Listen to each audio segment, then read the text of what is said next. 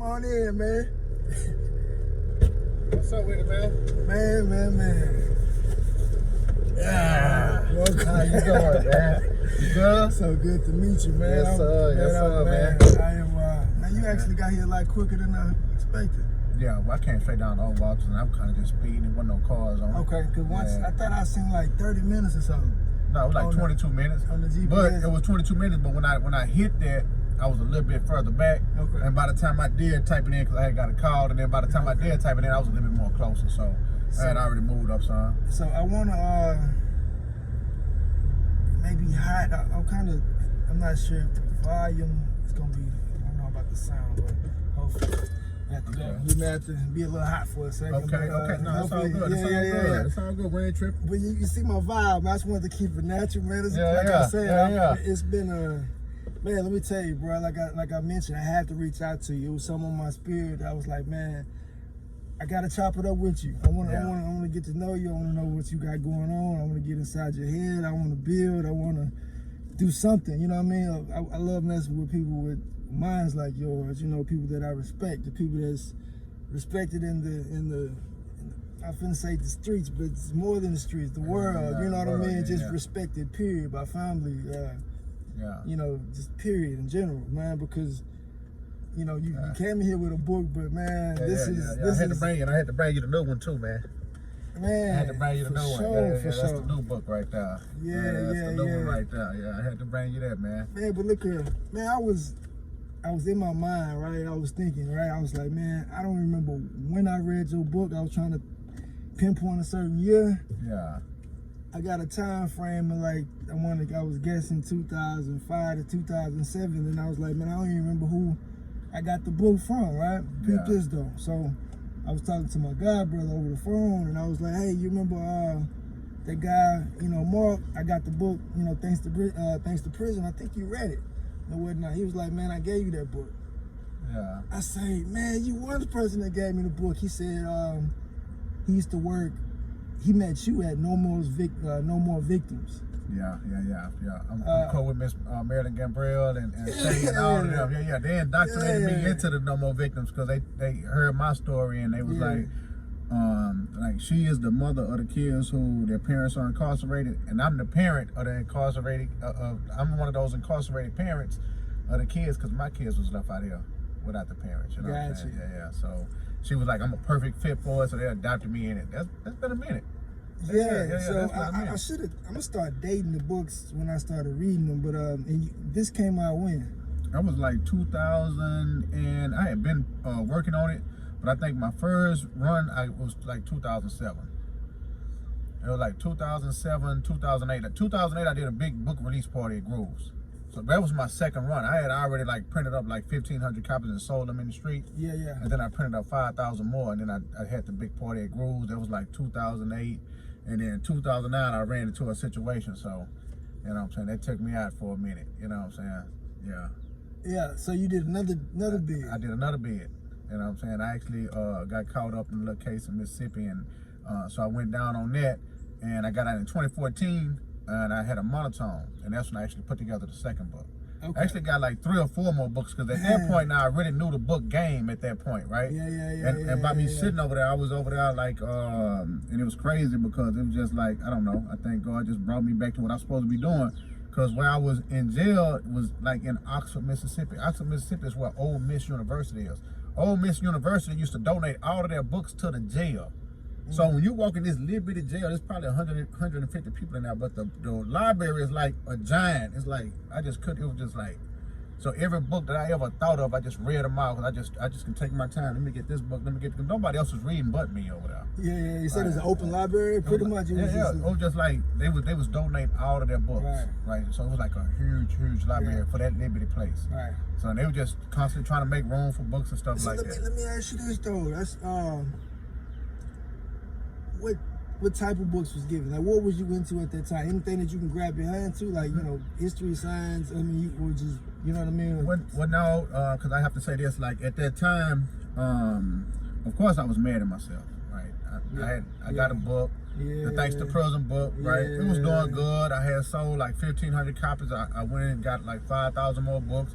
I was selling that pretty cool, but it was moving a little slow for me, right? And you know how it is. So when you move a little slow and you kind of know people and they doing things, so it's nothing for you to just go to the well and get you a little money and then come on back out the well, right? Impatience, always trying to take the shortcut. So I finally learned, you know, it ain't no shortcut. You just gotta pay the price. You gotta do the process. You got to do it. You ain't no going around it now. I understand that. Right, but it took me a little while to understand that, right? And so of course when I go to jail, I'm mad at myself. I'm saying, man, damn, you had $1 million in your hand, you messed it off, like, because it makes no sense in the world if I believe that me selling these bracelets gonna make me $1 million. What am I messing with that marker for? It don't make no sense. I must don't believe that the bracelet's gonna make me $1 million. See, so, and it was the same thing. So I was mad at myself. I said, man, you had $1 million in your hand. You know it's gonna make you $1 million. What are you doing? But I had to go through that process, right? And so when I got there, so I already said to myself, well, God, forgive me for my sins, and please allow me to get back on track, right? Because that's been my whole, since day one, as I walked in there, I was just praying for forgiveness, right? And so when I got there, I already knew, well, I'm gonna put together another book and some more books, and I'm gonna sell $1 million copies, and I'm gonna make myself $1 millionaire, right? And so when I got there, I said, well, I want to be the best book writer. So how do I become the best book writer? Read the best books. So I started reading every book that won a Pulitzer Prize, and believe it or not, they actually had them in that library. Like I said, this is what the Ole Miss is donating these books to this jail. Yeah. The Pulitzer Prize, you know what I'm saying, like The Color Purple, like, and I could just kind of go through them in my mind. I have to pull them up, but they was just there. This book won a Pulitzer Prize. This book won a Pulitzer Prize. This book won. And I just started reading those books because I wanted to see what was it about those books that actually allowed them to win a Pulitzer Prize. What did they say? And I just started seeing. I was like, oh, okay. And it just when you read a lot, it just helps you write better. You know what I'm saying? So man, like I told you, I wanted to. This ain't no interview. You know what I'm saying? This is a conversation. That's why. It's cool. I like your vibe. I like the vibe. Yeah, I like the vibe. So I'm gonna just go off the top of my head, right? So I'm gonna jump into it. I don't know if I mentioned it to you, but I got a homeboy, right? His story, man, look, he got the similar story. Right? Just like really a lot of us, but the reason why is like, man, hey, anyway, short story, man, that's one of my closest homeboy. You know him since 6th grade, right? Getting locked up, long time. He a good dude. Right. You know what I'm saying? He's a solid dude at heart. I know him, you know what I'm saying? Right. But, and when he was locked up, not the last time, but the previous time, he also wrote a book. Right. And he actually got it published.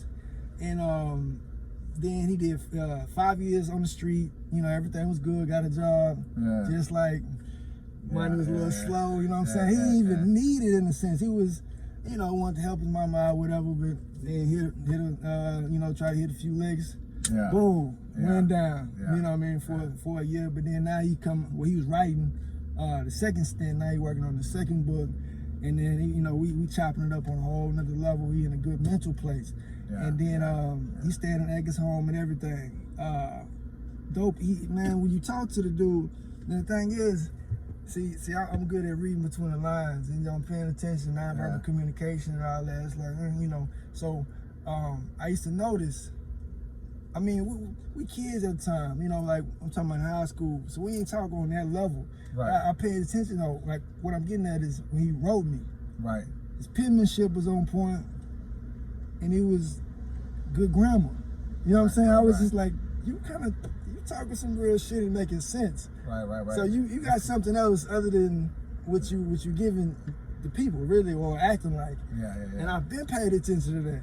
You know what I'm saying? Right. So, but man, he's dope, and he's doing the same thing now. I'm giving him books, I'm buying him books. He watching movies and using as references and whatnot to add to his book. And I just told him today. I told him I was gonna link up with you. I say, bro, I gotta give you one of his books. I got to. Yeah, for sure. Give him that one. Give him that, because I brought you another one. You know what I'm saying? Yeah, I brought you another. I didn't even know you had that copy right there. You know what I'm saying? I still got it, bro. Yeah. I wanted to say a couple of things of what you were saying right there, right? Sometimes we got a tendency of dumbing down sometimes for our audience sometimes, you know what I'm saying? And then when you're in a situation like that, sometimes you just got to let that light shine. So right now, he's letting this light shine, you know what I'm saying? So if he's stepping up and writing with the good penmanship and giving you the good words, probably because he's doing a lot of reading too, right? And a lot of praying, right? And even with that little setback, Is he still in jail or he out? Nah, he out. Oh, he out. You know what I'm saying? Because sometimes I looked at that little setback, like, because people was writing me while I was down there. They was like, man, you know, it's just like Daniel's Samson when they blinded him, right? They blinded, they put his eyes out. He said, but he had to go back in jail, and while he was in jail, his strength grew back. I said, they was like, man, your strength growing back right now. And I said, yeah, with every prayer, my strength growing back. I can feel myself getting back, even physically fit, right? Yeah. So in jail, I'm getting back physically fit, my mental, my prayer count going back up, my sperm count going back up, everything going back up, right? I'm feeling stronger, you know what I'm saying, for the mission at hand. And it was the same thing, even with like Jonah, they would say sometimes we'll run from the mission. God will give us a mission, and we on the mission, we'll run from it. I'm over here messing around, doing something I ain't supposed to be I ain't got no business doing. And I got ate up again, but then I got spit back out. You know what I'm saying? So now here I am again, man. Yeah, here we is again. and man, we often go through that journey, man. Yeah. Myself in my journey, trying to find righteousness through a lot of different ways, trying to this religion, this fraternity, trying to find myself within sexual gratification, this situation, but something that came to mind, it was two things. Let me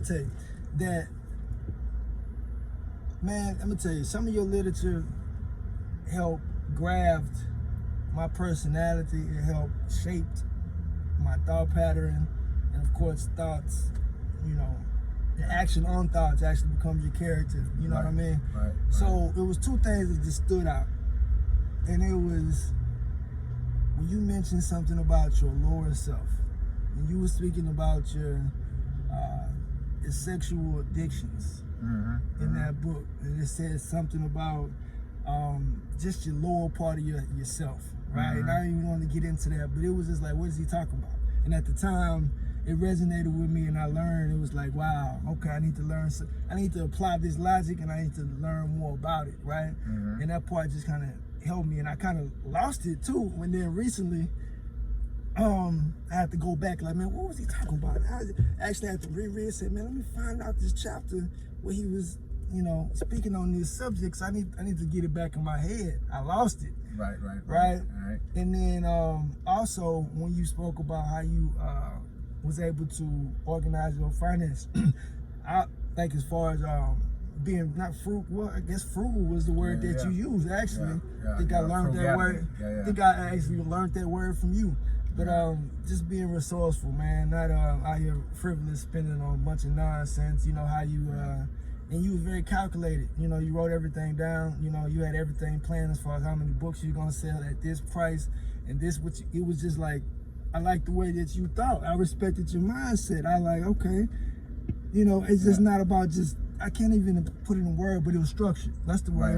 It was just structured, planned out, and everything else. And I respected that, and I resonated with that, and that's how I was. That's how I moved. Clear vision. And you also spoke on. You also spoke about laws of attraction without even mentioning laws of attraction. You basically saying you had to see it before, you know, you actually acted upon it. You know, and the power behind that. And I recently read it. That today, I was just like, man, he was on it. And man, there was a lot of jewels in this book, bro. And that, but just how you said, like, because I spoke on it, then you kind of picked it up. So we all learned from somebody. Right. So it was an old school dude named Randy in prison from Fifth Ward. His brother named Spoke got the fifth level cafe out there right now. Okay. Well, this is his little brother, Randy. When Randy went to the library one day, we was on Gaza, and he was like, Hootie, I got a book, I want you to read it. It was called Think and Grow Rich. Right now, I'm 22 at the time. I'm like 22, maybe 23. He said, he was just so excited about the book. He was like, man, you gotta read it. This book gonna change your life, it's gonna change your life. So I was like, okay, let me see what's going on. He told me it's gonna change my life, let me read it. So, and in the book, of course, I've read the book a lot of times now, but back then he was just talking about writing your goals down, and when you write your goals down, say them to yourself every day. But of course, I'm in jail for 25 years, so I was like, how this gonna manifest, you know what I'm saying? But it actually, that's how the law of power came in there, you know what I'm saying? But I took a couple of things from that book, right? One is writing my goals down, and then they actually by me kept saying them, I actually ran into my pattern, what I was supposed to be doing. It's a form of meditation. It is. And it's actually written in certain religions. You know, it's written in the Bible for sure. I'm not sure if it's in the Quran, but basically right there on the tablet, you know, it's affirmations, you know, but that's also just a form of meditation. It is. And you know the power, power of, it's all, to me, it's all correlated together. The power of thought, the power of prayer, meditation, and the power of positive thinking. All of that is in the same family, and it's going to produce similar results. It is, man. It is. And the whole thing is this. We know this. And because we know this, but the world got a way of trying to take you off that. Yeah. You know what I'm saying? Like, it's got a way of taking you off that, man. You know it. You know what you're supposed to be doing. But you'll get out here, like, even right now today, like, just Monday, like, I just woke up like, it's time to get this little stomach off you. I say, well, I got to use my most powerful tool, right? What's my most powerful tool? Of course, it's prayer. And then the second one is fasting. I said, let me fast for about 10 days. Let me just, so right now, this is the state I'm in. Not to try to tell you that's what I'm doing, but that's what I'm doing. Right now, I fast right now because I'm trying to bring myself back under control, because this world got so much away of, now I'm not distracted with the girls now. Right now, you know what I'm saying? I guess it's coming at me different. Now with, like, you know, when you get a little, not a lot of money, but when you get some money, right, you know what I'm saying, you got a lot of family members and stuff like that that's unproductive, and they ain't got no bad intention, but they just don't know how to produce. You know what I'm saying? They weigh on you. They weigh on I need this, I need this, I need this. So you trying to banish them, banish your life at the same time. And sometimes when you get a little stressful or something, right, then, you know what I'm saying, like, that's what most people, when they get under stress, a lot of people smoke weed because, you know what I'm saying, to deal with it, right? Then some people drink some liquor, you know what I'm saying, to deal with it. And then some people actually go have sex to deal with it, you know what I'm saying? So now I've learned to actually pray on it, but sometimes I probably just do a little eating and stuff like that, but I recognize it. That's the whole thing, is these days I can actually recognize it, right? And I can bring it back under control, you know what I'm saying? Let me put myself back in alignment. So that happens all the time. I did it to myself even back in 2006. I had got so wild, because I had been out locked up. You know what I'm saying? I had got so buck wild when I got out, because, you know what I'm saying, you've been deprived from sex and all that kind of stuff, and then, you know, you still kind of like who you was in your mind when I was 22, and I was in my 30s now, so I was still kind of like moving like that. Even though I had some information, I still was kind of moving a little while. Rough around the edges. Man, I had to go lock myself back up. I went and got me a apartment on the southwest side, and I closed the doors on that thing, man. And I went right back. I broke that book out. I reread them chapters about how I'm gonna eat spreads and this, and that's what I did. And that's when I put together that book. It's a daily grind. Yeah, I had to lock myself back in. You know what I'm saying? I've been telling my homeboys. Well, me, I can relate because, man, you just tend to forget who you are. You tend to forget certain knowledge. It leaves you. I don't care what you're doing. If you don't do it repetitiously, if you don't do it often, you're gonna fall off. The knowledge will leave you. You know, what the old saying is, if you don't use it, you'll lose it. You'll lose it, man. And it goes far away from your conscious mind and deep into maybe your subconscious mind. It just leaves you. You don't even think about the shit no more. You know, man, just hanging around certain people. You can live, you know, but I'm just gonna give you an example. But the thing is, do you know Redbone? No. You know Redbone? I thought I had seen y'all on the picture together or something. Maybe. Nah. We had that little club right there on, right here, District 1960 at one time. What else he go by? Just Redbone. I mean, okay. Real name. No. Hold on. I know exactly who you talking about, but we don't. I thought I seen y'all. I thought y'all were locked up together or something. Nah, and I was gonna mention that. I never been locked up. Oh, you never been locked up? Okay. And I know Redbone through the DJ I used to be working out with is J Boss. Yeah. And anyway, you know, there's a lot of people out here related. I don't know him personally. And I was gonna mention something. But anyway, daily application of the things that we know when we striving to do. Whatever your goals is, just like your fitness goals or the goal to write a book, you can't let a day go by. You can't let a day go by without just You gotta hit on it. You gotta hit it on. The thing is, you wanted it to be like, you know, riding a bike. You know, you'll never forget how to ride a bike. You've been doing it so long, since a kid, since an early age, you'll never forget. Yeah. And that's how you gotta train your mind. you know, on the things that you're trying to do. That's how you stay focused. You'll never forget. It will still be on the forefront of your mind instead of way back there. Yeah. You know, whatever you know, issue that you're dealing with, you know, sexual gratification, whatever addiction that you got, and you got to stay within that word. You got to stay up in the book, whatever, you know. Even if you're not religious, just pick up some book. I ain't gonna say super religious, but I'm religious. You know what I'm saying? I'm Muslim, so you know what I'm saying. I pray 5 times a day, and I know that I tell people that you know, everybody. You tell somebody pray 5 times a day. What? That's too much. You can't be that good. Nah, you gotta, but the whole thing is this. I see some people don't need to pray as much as I do. Right? I need to pray 5 times a day because of the what's in you. You know what I'm saying? Because of what's in me, right? The energy that's in me and the attraction, right? You know what I'm saying? I ain't as attractive as I used to be, but you know what I'm saying? I was a little attractive dude, right? And by me being an attractive dude, you attract all kinds of attention. And when you attract all kind of, you got to have the discernment. You know what I'm saying? So you got to be able to know what to turn away and what to let come to you. Let me find it. I literally just read that part about the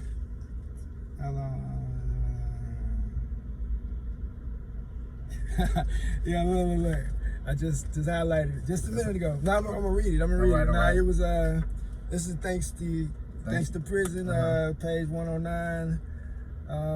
Before I left the world, my sexual gratification was out of control. Masturbation was very much a part of my life. Masturbation wasn't necessary. An honest person would look at me at the cover of this book to see that God blessed me with handsome features, and I wrote this book so that you know, so basically saying, hey man, he was just talking about how easy it was to you know, get women. You know, based on his word flow, his intellect, and the way he looked. You know, so. Yeah, but still, and still, even then, you know what I'm saying, before then, the masturbation was just a part. I don't know, you know what I'm saying? I think it was, like, even when I was growing up, I always think back on that, right? And I always think back on that. And I always think back to the first time I seen a little Playboy magazine, right? Same here. So I seen a little Playboy magazine under my mom who raised me. It was under her husband's bed, right? You know what I'm saying? When I seen it, I was just like, damn, I'm talking about it. Just kind of like, it just stayed in my mind. It just stayed in my mind. And I think that somewhere up in there, like, you know what I'm saying, between, you know, when you're little, you know what I'm saying? And I know that, I don't know, we might get roasted for this, but I don't care, because when we little, we born our cousins. So, you know what I'm saying? So when you little and all of that's going on, right? And then the little masturbation started, and it's just like, if you start that vicious cycle, it's just hard to stop, man. It's hard to stop. How old was you think? Man, I had to be, I don't know, I had to be young, man, by 6, 10, 7, 5, yeah, something like that, yeah. Man. Probably less than that. I'm just trying to give it so it won't just seem too crazy. Hey, man, You know look what here, I'm saying? man, look here. I got my own, the reason why I'm resonating with it, because I can relate. Yeah. You know, and I think I applaud you for being so blunt, honest, and transparent within this book and right here. Right. You got to be honest, because the things, a lot of people hide their truth. Yeah. They scared to admit it. They scared to, you know, they gonna go to the grave with this secret.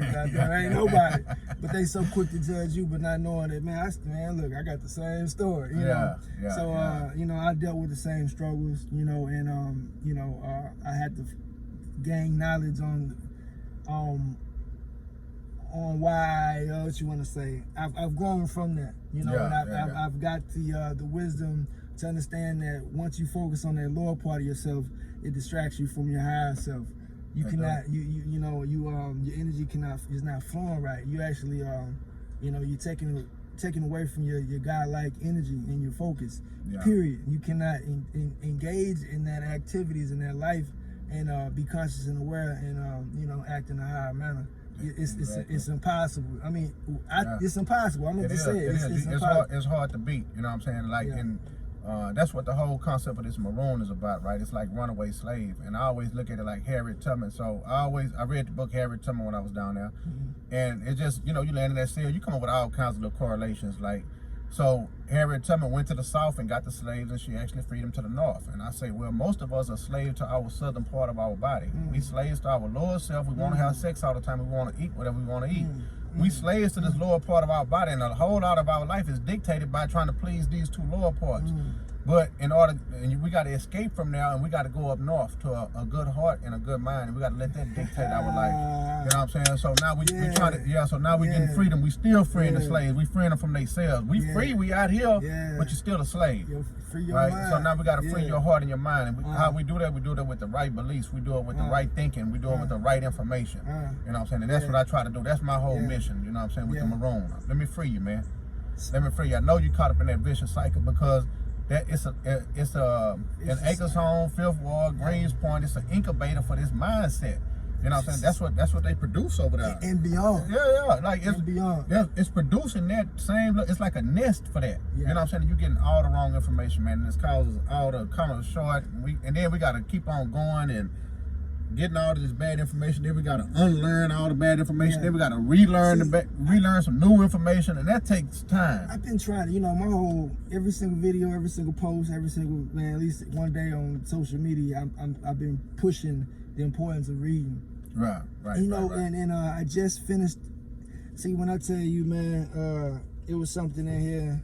I gotta recite it. I got to, because he was speaking on when you first got your hands on Malcolm X autobiography, and you read it and what it did for you and how it changed your life.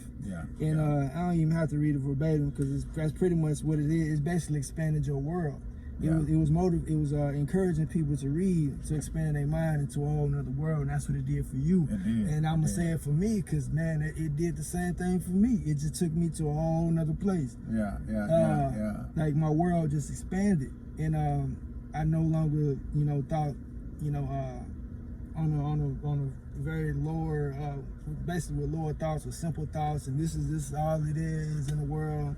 It's only Greens Point. This is. And all the girls, all the dudes. It's as simple as just the way of life. You eat shit, have sex and die, like type of thing. You know what I mean?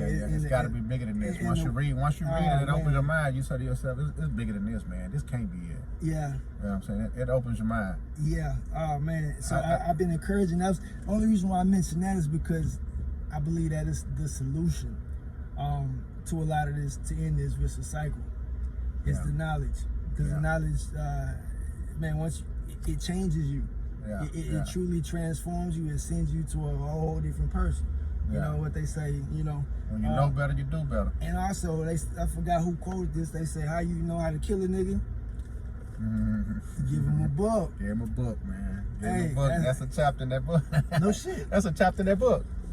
That's a chapter in the book. I used to have a shirt that said that, like, how to kill a nigga, and they was like, man, what are you talking about? I said, man, just educate him. A nigga is a nigga that's a person who can't really take care of himself. He don't know shit, and he just doing dumb shit over and over. He just a nigga. You just don't know nobody. And how you want to kill him? You want to kill him because you want to just educate him. And if you raise him up, like, he'll become a man, because he'll start thinking like a man. Right? And you can't think like a man if he ain't got the information. You don't know better. Nelson Mandela said in his book, then they had Nelson Mandela and all his partners locked up in one side of the prison, and all the rest of the prison was the regular prisoners, right? So Nelson Mandela was like political, regular. That's what so they had like so him and his partners, like all of them was locked up for like political crimes. So it was like 8 or 9, it was like 10 of them, I think. So they was all on the same little block together. So and they kept them away from the other prisoners because they didn't want them to affect them with the information. Because they would have did an uprising. They would have started because now they got these, you got gangsters in Africa. You know what I'm saying? So now, if they'd have put Nelson Mandela over there with the gangsters, Nelson Mandela would have organized them gangsters, probably would have took over the prison. So they knew that, so they kept Nelson Mandela separate. They kept him and his partner, so they did their time separate from the rest of the population. But Nelson Mandela used to always say, man, when he said, when I used to look over there and see them working or see them over there, I used to be like, man, they like raw material. They just need to be shaped. They raw material, right? These dudes in the neighborhood, all these ones that's, the niggas that's in the neighborhood. They raw material. They just need to be shaped. They all got potential. They need to be shaped. They all got potential. They all got potential. And in every war, we need soldiers, right? And right now, we're in a war for the mind. We're in a war for the soul. We're in a war for the money. We're in a war for it right now. Man, let me tell you, and I know I can't speak on it, but you know how many educated brothers, not educated, extremely knowledgeable, resourceful geniuses without the education that found what's an example? They knew how to create a tattoo gun a pen. You know what I'm saying? Some real. Yeah, I know him. Man, I say, but y'all some geniuses. How the hell you come up with this? Oh man, it was just instinctively, without even knowing that a lot of people, just like you said, just raw material. They don't even realize, man, you are a powerful brother. You don't even know your true potential. You just out here playing. But if you get molded.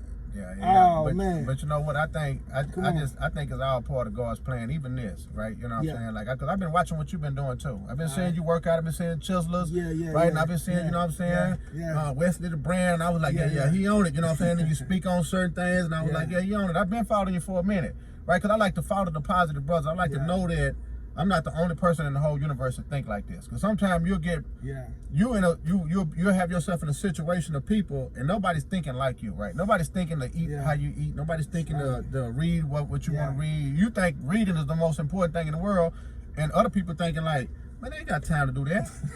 You know what I'm saying? It's just like, it's almost let you down, right? I actually try to pay my little girl to read. I be like, I told her last summer, I give you a job. I'm gonna give you, every time you read a book and you answer them 100 questions, I'm gonna give you $100. If you answer all my questions, I'm gonna read the book with you too. I'm gonna ask you 100 questions. If you get them right, so I know you read the book, right? I'm gonna give you $100. So, and I was just trying to, but she didn't even act on it, right? You know what I'm saying? So I was like, man, what I gotta do to get this little girl to read? Because if I can just get you to read one book, I'm gonna open your mind, and then you're gonna love it. And then once you love it, so I love reading, right? Because I fell in love with it.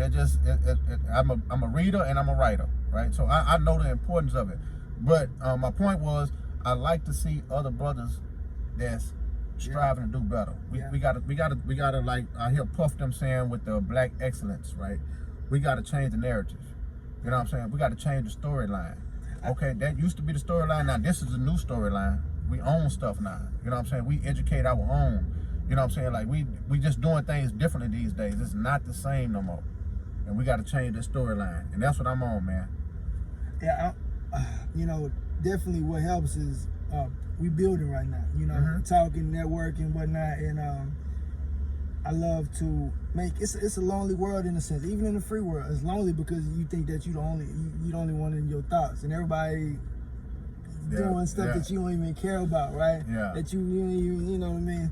I got different thoughts than y'all, so I can't even rap with you on that level. So you feel lonely. So but as you know, when two or more are joined together, with the same level of thinking, we can accomplish great things. Oh, it's no doubt. So, oh man, I just, a solution to this, and a lot of people, well, some people are either scared of religion, they believe whatever they believe, so they would be scared to say, hey, come join this, or come with me and meet me at this church mosque, right? So that's not really the best approach, because it scares people in a sense. So what type of, I don't know, what can we do more so to reach the masses? And right now, just in my head is just, man, just talking to myself, right? It's just like, just keep doing what you're doing, right? Because to expand the world, to help the world, you gotta, help yourself first. You gotta become more knowledgeable. And that's the advice that I was telling my other homeboy. He was like, man, I wanna do so much. I want to do this, and say, fam, just keep working on yourself. Keep learning. Keep reading. The information, the knowledge is going to come to you as far as the directions. Everything is going to come through your mind, right? And everybody's playing their part. And definitely, just play your part. Be still, I guess, and the answers, I guess, will flow through to me. So yeah, well, really, you see, I just went in circles, but this is just coming through my spirit right now. But I think the answers, the more I read, the more I just act out of my natural instincts, which led me to contact you. I was like, it was just like, man, hit him up. I was like, boom, cool. You know what I mean? And then I was surprised for you to tell me, like, man, I've been following you too. I say, oh, what? Because watch this, man. I got a list. You on my list? You know what I'm saying? This ain't accidental. This ain't accidental, man. Look, I got a list, right? So I'm gonna start a podcast, right? Maroon TV. And me and the Russian Hitman. So you gotta look on the Instagram, see Russian Hitman. Russian Hitman is my homeboy Booby off Hardy Street over there, right? So, and we became cool to my homeboy Papa Roach. He got killed like a couple of years ago, right? So he got killed, but he was our mutual friend, right? So now, and I was like, hey man, I'm finna do the podcast. Booby, man, you gotta come on here with me, man. I'm coming. He Muslim too, so he's like, I'm coming. I said, we gotta cater to. I know it's a lot of podcasts out there, but we gotta talk to these dudes who just coming home. Yeah. See, these dudes got a different struggle than the everyday person, right? You got to, when you re-enter back into society, you got to, not only is your physically body here, you got to re-enter with your mind. You got to re-enter emotionally. You got to re-enter just on every level of your being. You got to re-enter back into society. Yeah. And they got some programs at TDC that actually probably tell you this, right? And boom, but they don't cater to everything. So by us being the ones that actually been down there and reintegrated back to society, and we dealt with the emotions, we dealt with the baby mamas, we dealt with the maybe our kids not receiving us the same way as before I left, because a long period of passed. Yeah. Right? You don't even know me no more. Yeah. So that's a big deal to kind of deal with, and I don't know how to deal with that, man. Like, you know what I'm saying? At this point, you got to know this, that we train to go. What I mean by train to go, right? We in jail, so both they say, man, you call me out, I'm coming. That's it. You know what I'm saying? So I'm ready to go. Right? So, and then when you come with an emotional conflict like that, the kid is not doing what you think he's supposed to be doing, what? Your mind already trained to go, so you automatically jump in that mode. So, but I'm just using it as an example, right? But we got to address those issues, right? And those kind of things, like people, like they might go to these programs and maybe get them a job. The job will solve your financial problems, right? But what about your emotional problems? What about your mental problems? You know what I'm saying? Like, you think 60,000 thoughts a day. Tomorrow you're gonna think them same 60,000 thoughts, probably a little bit different. That's why they say your thoughts become what you think about the most, right? Thoughts become things. Because you're constantly thinking about these things. So if you take somebody that's in the child hall one day, and then tomorrow he on 1960, he's still thinking child hall thoughts. On 1960. Now it's gonna take him a little while to be out here for his thoughts to change from that program that he was been on for the last 11, 12, 13, 14 years. To now your program is something totally different, and everybody ain't got what it take to actually make that transition. They got what it take, they just don't know they got it, and we got to point it out to them. You know what I'm saying? So that's the whole thing. But I'm telling you about the podcast because I had already kind of like put a list of people down. I said, well, I'm gonna interview this person right here. I'm gonna interview this person. I'm gonna bring him on the podcast at this point. I got this other brother named Boss Man Bruce up in Dallas. Like, he started a little trucking company. Like, he got like 6 or 7 hot shot trucks going for him right now. I'm gonna bring him on there. Anybody who's been to prison and got out and kind of like got themselves back to self. I thought you had been to prison. I thought you had went down there and I did. I thought you had went to prison, but don't matter if you still come on the show, right? I thought you had been to prison. I thought you had got out and you had started working out down there, right? And you know how some dudes get out, they body be immaculate. Man, that's my body be immaculate, but they get out here and they don't know how to make it work for them. I got man, I don't get that a lot. I either get you what division in the army were you in? Yeah. I was in the army, like you said. I thought I was locked up. You know, a lot of people say, "Damn, you only this?" I thought you was much older. So all of those is somewhat compliments in a sense. I can take it that I'm not offended by no means, because you didn't think that I was incarcerated by, you know, a certain hand gesture, or I was in a gang, or a color. You just like shit. You just saw growth. I don't know. Whenever you saw it, you wasn't negative. I don't take it that. I seen the bill, physique, right. And I know dudes go down there and do the push-ups and they get that chest and the arms, right. And I said, he probably been down. You know what I'm saying? Then he done turned it into a business. You know what I'm saying? Because you can turn your body into a business. You done turned it into a business. So let me tell you this. So I can relate. For some reason, I got a weird connection with a lot of brothers that's been incarcerated, mainly because all of my close homeboys been in jail. And reading your book, and obviously one of my favorite books and movie, Malcolm X. I don't want to get sidetracked, but damn near, man, when I tell you, man, all my homeboys been in jail. All of them. Yeah, it's almost all I was stirred. I guess that's why I almost assumed that you had been, you know what I'm saying? Because there's just so many dudes, especially dudes that's successful. It's because we got a different kind of grind when we get out of jail. Man, some people are able to learn from other people. Some people got to go through it themselves and learn. Some people learn from that's a wise man. That's a wise man. If you can learn from my mistakes, I don't have to make my mistakes, man. Man, look here. It was just something I remember at the crib. Man, I was at my partner's house. It was about 3 or 4 of us, and we was all smoking. Everybody was on the game and just kicking back. And man, I had a nice Lexus. I was actually at Prairie View. I remember, and I was coming home on the weekends, just kicking it, whatever.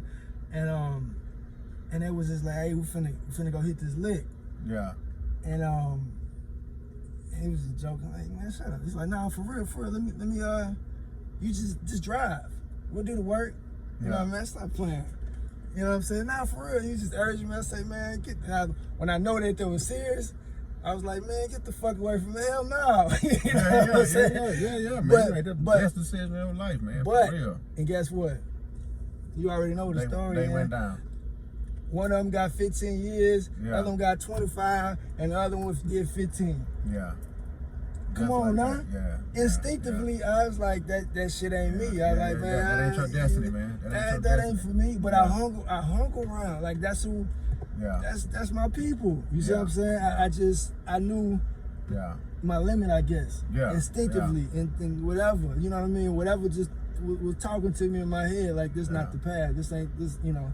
But I resonated with him. I stayed with him. You know what I mean? I did everything else. When y'all finish hitting that lick, come through. We can chop it up. Yeah, come through. I got some friends like that, man. They never been to jail, man. They my partners. We grew up in Acres Home together. We grew up. But they were just like, nah, you're going too far. Nah, you're going too far, right? Yeah. Some of us didn't. A lot of us went down. But one of my partners, man, he never been to jail. Never nothing, man. You know what I'm saying? It's my partner right to this day. You know what I'm saying? It is what it is, man. You know what I'm saying? Everybody got different destinies, man. And thank God. And everybody don't have to go down. Yeah. You know what I'm saying? Because, like, you know what I'm saying? Like, you got your own business. Yeah. You know what I'm saying? You turned your body into a business. And I see, to me, it appears you successful at what you're doing, right? I'm thinking you competing out there with, like, the Missouri City Gym. Because I teach CPR sometimes, too. And I be teaching at their gym. Yeah. But I be seeing you out here working. I didn't know you was over here I don't know, for some reason, I thought you was, like... I was I moved. That's a whole other topic conversation. But I had a gym on Bama North Houston. Oh, okay. Yeah, and I had to make a little temporary transition somewhere right over here, right here. This is the gym right now. But anyway, but yeah, I got a testimony too. The reason why I even started working out. Right. You know, so everybody has their struggles in a sense. You know, in short, just to give you a little idea, you know, I was struggling with I say struggling like it's in the past. I'm still dealing with it. Right. I just know how to deal with it better. Right. But I was dealing with some debilitating spine issues that cause, you know, constant neck, shoulders, and back pain. Right. You know what I mean? Just real bad shit, like to the point where out of it. I couldn't do nothing. No work. Where'd you get that from? Squatting? Like putting weight on your back? This was before I was working out. Oh, okay. This was before I even worked out at all. Right. You know what I mean? This is so. A short story is, you know, I not one day because it happened gradually over time. But you know, November 2011, I started experiencing headaches. I'm talking about headaches to the point where, like, man, I take this pill, ain't shit working. I wake up with a headache. I mean, all day, like, man, what the fuck going on? Yeah. Days go by, months go by. Right. You know, and then, you know, I'm going to doctor after doctor. They don't know what's going on. I try this. I do the MRI, do the X-ray. I do this, that, and the third. They say, hey, I don't see nothing. There ain't wrong. You know, I started doing a lot of reading and Google. You know what I mean? And I ran across Bruce Lee's story. And found out Bruce Lee died at 33 from a brain aneurysm. So I was like, shit. And he went to sleep, and he was awoke. Well, he was, you know, he was alive, and he went to sleep. Excuse me. Bruce Lee was fine before he went to sleep, and then he died, you know, from a brain aneurysm. So anyway, his story kind of creeped me the hell out. That's what led me to go. What was the story behind it? Like, it was just. Well, his story. I mean, allegedly, he was healthy. He was super healthy. That's why I was saying. And he just went to sleep and just had an aneurysm, brain busting his brain, and that was it. He killed it. Or he said he had a headache before he went to sleep and then died. One or the other, but it wasn't nothing out of the ordinary. You know what I mean? It wasn't nothing to make you even have no kind of. So shit. By knowing that little bit, I was like, shit, maybe I got a brain aneurysm. I'm gonna die. Anything on the internet is like, man, all I know, I was in pain. That's all I could say. And it wasn't going away. And it scared the living crap out of me, you know. And then, man, giving all these different pain medications, doing all these different tests. Years go by, nothing is happening, nothing is changing. My faith goes from here, dealing with depression, anxiety, can't work. Just a terrible, dark life. I'm talking about you. I don't even want to be here. You know, every time I wake up, man, I want to get high. I want to pop these pills. I ain't care about life. You get high throughout the day. Same shit day and night. To the point where it's like, man, look, this ain't life. I don't want to do this shit no more. Right. I don't want this ain't life. I refuse for this to be the end of my story. You know, so and that led you to the working out? That part, yeah, for the most part. You know, but I would attribute this to this one lady. I went to this one doctor. It was a regular Western medical doctor. And she said, she looked at my medical list. She was like, you know, one of them looking at the glasses, like, hold on. This is the medications that you take? And you how old? She was like, oh no. No, you way too young to be taking all these medications. Have you ever tried working out? Do you work out? You ever tried the natural pathway? Neuropathy, you know, like not neuropathy. Anyway, the basically the holistic way. Right. I didn't know what holistic was, and I worked out in the past, but I was like, not really, you know. And she just kind of put those seeds in my head, but I took it. Well, she planted those seeds because I wasn't the next day. I wasn't in the gym, but after like suffering for so long, I said, fuck it. You know what? I'm finna start working out. And that's what started. And then start feeling better, start looking better, start trying different things. Mind opened up, started learning about vitamins and minerals, how the body works. Went to school, studied anatomy and physiology. Just gave me a whole new life. Whole new, like, just reading is just like, okay, there's more. I thought taking this aspirin and Tylenol was it to a headache, but no. Them just Band-Aids on it, you know. Nah, y'all was just masking the symptoms. So man, it was just that was part of it. But I went through hell, right?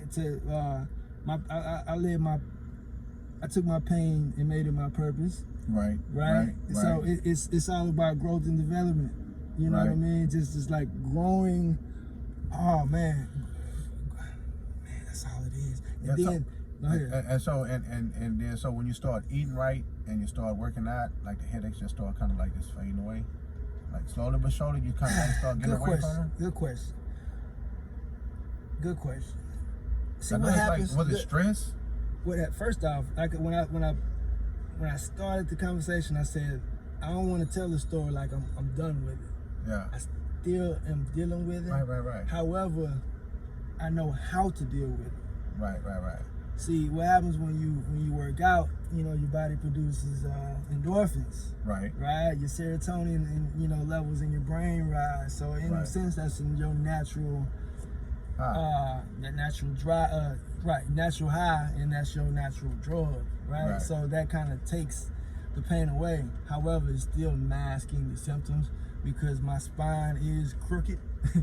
You know, I still have some torn ligaments in my neck and whatnot. I went to the chiropractor today, you know, so I deal with things holistically. But you deal with you tore the muscles lifting weights? Nope, everything was prior. That's just prior? Okay. And when I kind of told my, you know, we lifting weights in prison, and right now I be feeling the effects of it, because I be like, man, damn, some days I be a little still, but I think it's still because I lift those weights, it give me the strength that I have today. When I tell you, when somebody say, what's the reason? No, not reason. What's the what's the origin behind your pain? Like, what did it happen? I ain't say I wish I knew, but well, what I mean is it would have gave me clarity a long time ago to know that I hurt my neck when I fell off a tree. Right. Versus, Like, I don't know what the hell wrong with me. It plays with you psychologically as well. Like, man, I don't know what the hell going on. So maybe a deeper reason behind that. Well, I don't know because if your spine crooked, I mean, any little thing in your body to throw off the rest of your body. So maybe that may be it. Peep this. So I know now the importance of posture. Right. And that I believe played a huge factor. And if I show you any pictures of me growing up in high school, what's the cool thing to do? Ain't nobody standing up straight. You know what I'm saying? Every picture got my hair like that. Every picture. Standing up straight. And you know, ain't no standing up straight. I'm just bad, terrible posture. And after, you know, just like the analogy I use is, you know, well, if you sleep in any bad position, you gonna wake up and your neck gonna be jacked up. You know, so after years and years and years in bad posture, It was everything off balance just created this pain that's that it became chronic pain. It just kept getting worse and worse. Right. And hopefully right now I'm just dealing with it. I got the mindset. I do a lot of home therapy. I got a lot of home therapy stuff, looking like you walk in my spot, look like a chiropractor, look like a physical therapist. I got all types of little gadgets and toys. I hang from the doorway, strap this thing up and kind of stretch the ligaments in my stretch my the disc in my neck, and I got a lot of stuff. Right. And for I'll be doing the same. I think I'll be doing the same because I'm one of the ones. I Google something, I'll be like, I'm gonna try this. I'm a type of person. I gotta fight. I gotta fight in me. I can't live. I can't just sit there and do nothing and accept this situation. I can't. I can't. I'm gonna do something about this shit. I may. Since I've been dealing with anxiety and depression, sometimes depression get the best out of me.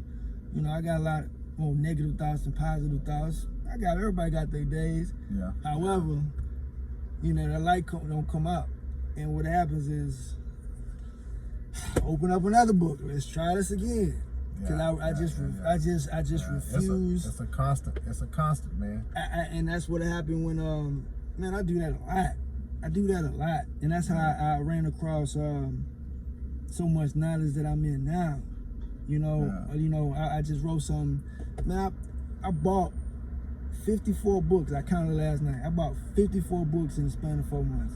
Yeah. I ain't saying, of course, I didn't read all 54 books. But my quest for knowledge has just drastically risen.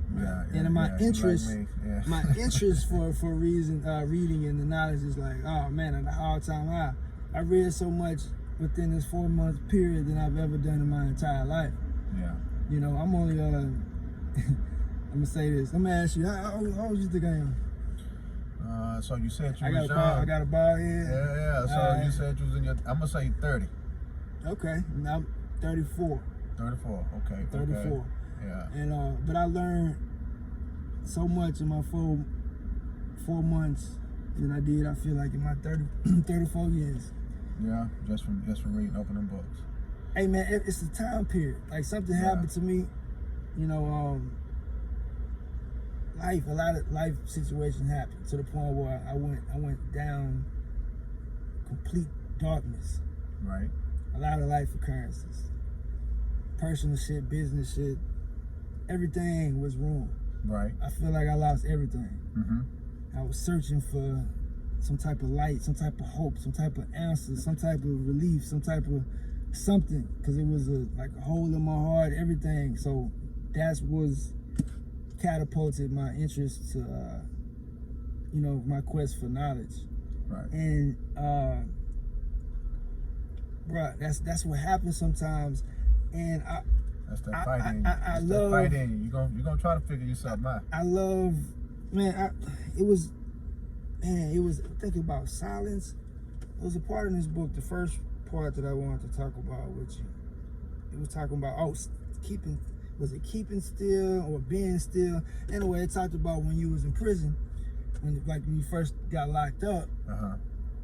When you first had time to just sit and analyze your situation. Everybody was telling you, hey, you need to, do right. You need to stop hanging around this person, this, that, and the third, get your life right. And everything was like, yeah, whatever. I do that whenever, or just completely ignore them. But when you got time to sit down and analyze the situation, well, basically everything became still. Mm-hmm. It's like now you're able to think. That's what you said. Yeah. Now you actually able to think. People don't think. They just live. Their reaction of every situation that's happening right now. Exactly. The light stopped, I stopped. The light turned red, I stopped. I need to pay the bills. This. It's just kind of like going, and you're in this little thing. You're just going. And you can do that for years without even realizing, like, hold up, man. That's how I relate to this. So I read this 15 years ago. So I was a reader. Yeah. I read this. I read 40 Laws of Power. I read this and this, that, and third. I had it in me. I read the Bible. I read everything. I was in it.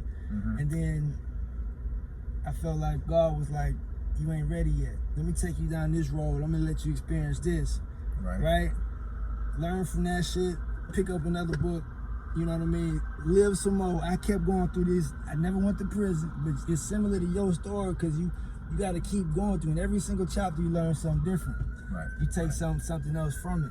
So I had to define. I learned like what I told you. I learned everything in. I learned so much in these 4 months than I ever did in these 34 years. However, if it wasn't for those 34 years,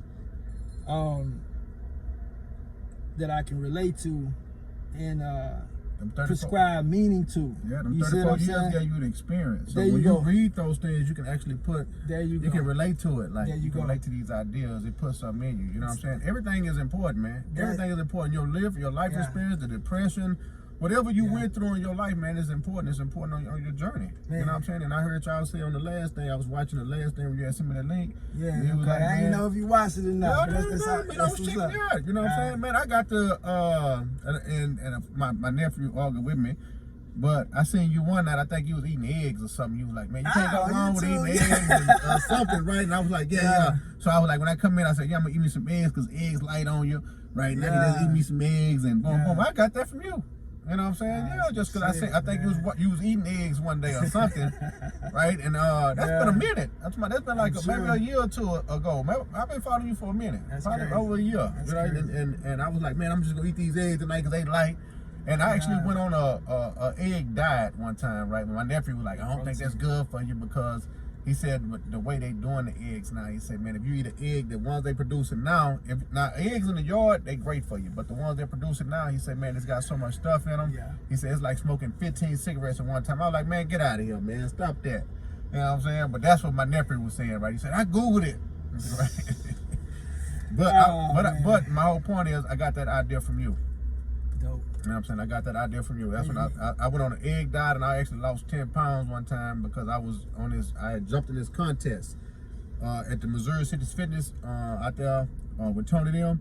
They had this little contest. It was a weight loss contest. Whoever lost the most weight, they got like a prize. But it wasn't even much about the prize. I just wanted some motivation to get in there. I feel like if I had the motivation, I'd just go hard. Yeah. Right? And I got in it and I lost like, I posted that on Instagram. I kind of like boom and I lost a little bit. Yeah, and I went down, but I didn't go too far because I started cheating on it. But I got on the egg diet. I was eating egg tacos, the breakfast tacos, and I was eating the egg regular taco, just getting taco shells. I was just on an egg diet. I lost about 10 pounds on that. You know what I'm saying? But I got the idea from you. Dope. Yeah. How long did you do it? I did it for the whole 30 days. But I only lost like 14 pounds because the second week, my life went crazy. Life happens. You know, life always happens, man. Buddy. And when life happens to you, it throws you off, right? So it threw me off my sleeping pattern. You know, one of my friends had went to jail, and he was like, man, go get this, and then get me out of jail, and da-da-da-da. So I'm up almost all night. And when that throw you off, then it was like, I'm going to give me some breakfast over here. Now I'm not eating the little thing that I kind of like set myself on. So then, you know, it don't take, you can lose 10 pounds. You can lose all that in 2 days. Right, you can gain that back in 2 days if you just eat wrong, right? So if you get up in the morning and you just like, okay, well, I'm gonna stop over here at the IHOP because let me give me some breakfast. You put that sugar back in, you put all that back in, and you just defeated the purpose of the whole week. You know what I'm saying? So and that kind of threw me off. But I got it back again and went back down. I think at the end I totaled I only lost like 14 pounds, right? But it was some people that had lost 20, 25 pounds, right? Because they had trainers that they was actually on it. They was on prep meals and everything. Yeah, so what's your main goal? Oh, let me ask you this. I got a few of them. So, what time you got? No, it's 5:51. Okay, cool. I got a few more minutes. All right, let me ask you. Let me get for clarity. When did you write this? Not when you wrote it, but when it came out. This one came out I got out in 2014 the end, so this probably came out the end of 2015. It took me about a year to put it together, I was on a monitor and I stayed in the house and I just put the book together the whole time. All right. This is for the people that's watching it. Where can they purchase these books? Oh, Amazon. Amazon. Straight Amazon. Yeah, just go to Amazon. Everything I got gonna lead you right back to Amazon. Okay. Right. Are you working on anything else? I am. I'm working on a book right now called Satan Made Me Forget. And Satan Made Me Forget is, you know, we have these goals. We have all these things wrote down that we want to do for ourselves. And what is the devil's job is to kill, steal, and destroy, right? So if you got this grand dream that God can bless you with, because God bless you with dreams, he kind of like give you these visions. Not everybody can see into the future and see what they want to be, right? And now the devil's job is to destroy that. You know what I'm saying? How do he destroy it? He might destroy it with this fine girl. He might destroy it with this. He might destroy it with this, right? And he's just gonna try to trip you up, right? And while I was down the last time, this brother named Shango out of 3rd Ward, he told me, say, hey, you know, I'm a Muslim, so he was like, Hood, I want you to give a talk on the Talim. It's like we go to Jumu'ah and then we go to Talim. He said, I want you to give a talk at Talim. I want you to tell me this. He said, the children of Israel crossed from Egypt, crossed the Red Sea, over into the desert. He said it took them 40 years to making a journey that they could have made in 11 days. Why? Right? So he's like, just tell me why. What happened? Tell me why. So I was like, cool, I got you. Right? Because I was already kind of familiar with talking and stuff like that. So I went and did my research. I went and read the whole story. I went to got my Bible. I read the whole story. And I seen that. I was like, oh, okay. So I seen how they even came to the children of Israel. I seen how they came to Egypt. They came to Egypt because of Joseph, the one that was interpreting the dreams for the king. He brought his family, and his family started bringing people. Right? That's how the children of Israel even came into Egypt. Right? And then the population grew so much, then the Pharaoh was like, you know what I'm saying, hey, they're going to take over us. We got to kill them. So that's why the whole, I'm trying to kill the firstborn and all of that, this, until they came, and then once they crossed the sea. Now, all of this happened over time because now Moses came on the scene. This ain't just no 1 day or 2 days. We talking about like, just like the slavery in America. This is a course of 265 years, you know what I'm saying? So this happening over time. Now Moses came. Now he's the leader of them, and he taking them, he leading them across the Red Sea, right, with God's help. They get on the other side, and they know the promised land, if we start walking, is 11 days that way. It take them 40 years to get there. Why? And the research told me because it said that they was complaining too much. It said that there was a whole bunch of illegal sexual activity going on. They started idol worshiping again. And it was just some things they were doing. And as I'm reading it, I'm saying to myself, I say, I was like, man, this is the reason why. I had a book come out in 2006 that could have made me a millionaire back then. It's taking me 10 years to accomplish the goal. Wow, I was in my own way, right? That legal sexual activity. Now they say idol worship, but I ain't just worshiping on tree, but idle time. You know what I'm saying? We doing too much. We doing the wrong thing with our idle time. You know what I'm saying? So it's a lot of things that I was just like relating to, and I was just like, damn, I'm holding myself back, and we hold ourselves back a lot. We hold ourselves back with our thoughts, with our actions, right? And so we just got to constantly just pray to try to stay on that right track, on that right track. And that's what the whole book is about. Satan made me forget, but I remembered, right? And now I'm here now. And I'm just going to give everybody the same information, right? Just try to, if you're going through something, man, stay focused. You know what I'm saying? Stay focused, stay in your moment. Get your picture in your mind exactly where you want to go, man. Don't let it go. You know what I'm saying? Go at it at all costs. Pray on it and go at it. That's it. You know what I'm saying? That's the concept of that book. And I got a couple other books that I wrote. I just wrote them for fun, though. What? Yeah, I wrote them for fun. See you bragging. I just wrote for fun. I wrote a whole book just for fun. Probably, it ain't taking that long. It's just me in jail. Like the last time I went to jail, I was kind of mad at a few people, right? Oh, okay. You know what I'm saying? And so I wrote a book called Last Laugh. Oh, my bad. I'm glad you said so. It wasn't the distraction book. I forgot the title. That was Satan Made Me Forget. Satan Made Me Forget. That okay? I thought you said you wrote that one just for last. No. I wrote this one just for because I was just like, this Last Laugh book was like this. If I could I'm mad at a few people. If I could get back at you, this is what I would do. You know, O.J. Simpson wrote that book like, if I would have did it. So that's where I got the concept from. Two separate books. You know what I'm saying? And that's like a little book. It didn't take me long to put that together. Like 30 days, just me writing. It's really having fun. Got you. Okay. Yeah. I thought you. Getting that. What I was trying to do was, I'm a big believer in therapy, right? Yeah. And because in this world, it ain't like we got therapists that we actually go talk to. So what I do is I talk to my people, right? So I get that pen out and I just start writing. Right, and so I told myself, I said, man, if I was to get back at that fool, this is what I would do. This. So I just wrote it out, boom. I just got it out of me, right? And I said, if I was to get back, I'd just do this, and I just do this, and I just do this. So all the people that I got back at, And when I got through, I felt good. I was like, I got that negative energy out of me. I don't even think about them no more. You know what I'm saying? And I'm going to one day go out with it. I'm going to package that. And it's a book called Last Laugh. Nice. You know what I'm saying? Yes, Last Laugh. I got the last laugh. So, what's your first means of ways of getting that word out? Getting your name out? You know, because, I mean, I know you. I know you got a little following. Not a little following. I don't mean to. No, it's cool like now. I'm working on it. I'm working on it. It wasn't even meant like that. You know what I mean? Man, I'm in my process. I understand. So, like, what are some of the ways? All right, let me ask you this: if you can get any help in the world, what would it be? Like, from where you at now to where you want to be at, what would you be looking for? Would it be from yourself or from outside sources? What do you think would give you that boost? But now, because I am who I am now, right? I actually know the route that I'm gonna take, right? And because I know the route that I'm gonna take, now I understand that it's a process, and I understand that sometimes I have to take my time to get there, right? I can't rush it. I can't run to somebody and say, "Man, put me on," or "Do this for me," and this. That's like going to people with your hand out, right? Yeah. So my whole thing is just what I'm doing right now. I think that like the Maroon TV, the podcast, right? I'm gonna actually just promote the brand. I'm gonna promote, you know, the message and this. Now, as a result, the books are here on Amazon. You can actually go get the books and read the books, right? But I'm gonna build a brand now.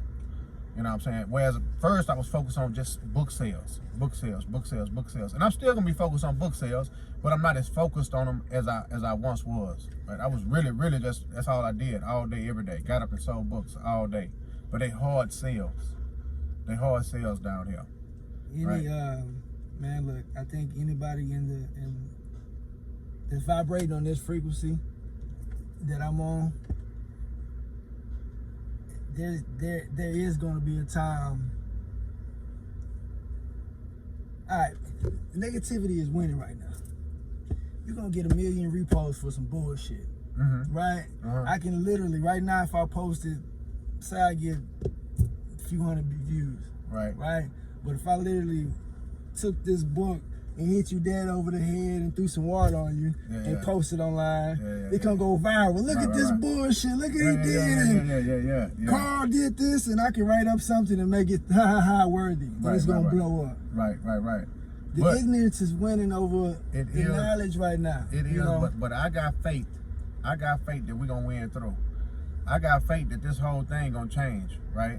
That's because I got faith in it. It's our time. You know what I'm saying? Like it's going. The ignorance is running rampant, but at some point, everybody got to have to stop, catch they snap. Hold up, we got to rebuild and we got to go from something else. Even with the coronavirus, like everything is a joke. I see people making, you know, they say, man, if you ever slept in the Scottish Inn or one of these little things, don't even worry about the coronavirus. You ain't gonna be, you know what I'm saying? So, you know, they making jokes about it, but everything funny till it ain't funny no more. You know what I'm saying? And then they got to get serious. Like, okay, now if somebody come in contact with it now, what do I do to heal myself? What do I do to build my immune system up? Do I take vitamin C? What do I do? Sea moss, right? What am I trying to do?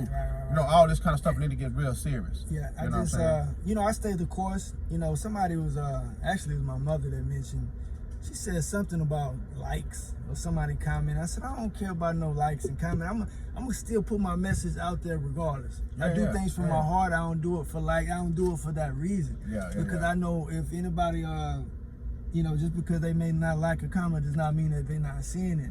Or even if they didn't see it that day, don't mean that they're gonna see it next week. I don't mean they won't see it for 5 years from now. It don't even. I'm doing it. Look, it's I do things from my heart, and I know when I, you know, and through my heart, through God, you know what I'm saying. Messages from the divine, right? So I know this is meant to be you know, put out into this world. So I'm gonna do me.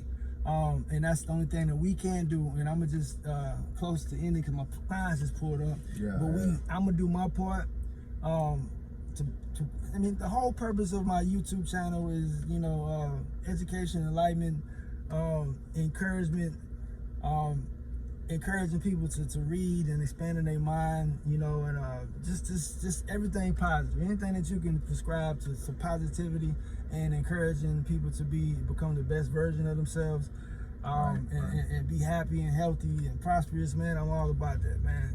And really just, man, everything Malcolm X was on, Yeah. You know, I mean, come on. Everything Elijah Muhammad was on, everything Gandhi was on, everything Buddha was on, everything Jesus was on. Come on now, everything Marcus Garvey was on, everything Nuba Drew Ali was on. All of that. Those spirits dwell within me, all of them, because they got different names, but the same spirit. You know, of come on. Don't let these different religions confuse y'all. You know, there you go. That's the word. To separate us, man. We all on the same mission.